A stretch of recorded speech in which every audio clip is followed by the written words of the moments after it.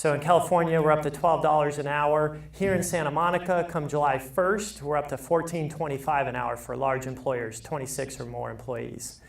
It's a big increase. LA City has an increase that mimics Santa Monica's here.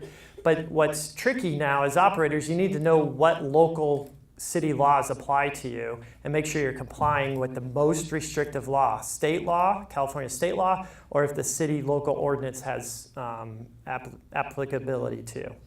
So minimum wage going up, it just not the minimum wage that you're paying out. That's not the only cost. It affects your insurance rates, your workers' comp rates.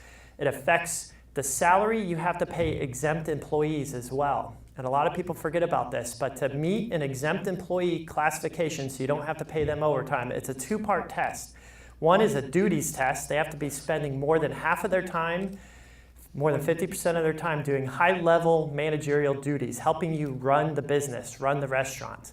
The second part of the test is a salary basis test. They have to make more than 2 times the state minimum wage on a 40-hour week equivalent. So at this $12 an hour state minimum wage, it's just shy of $50,000. And that's black or white. They're either making that as a salary or they're not. So that number is bumping up every time the minimum wage goes up on the state level. Now, if you're in like city of Santa Monica with a higher minimum wage, you don't have to apply that 2 times minimum wage standard for the city's minimum wage. It's only on the state level. So that's going up every year. And that's a big component you need to know about and comply with. And then the overtime rate, obviously, with higher minimum wage, you're going to be paying time and a half and double time. It's just a lot.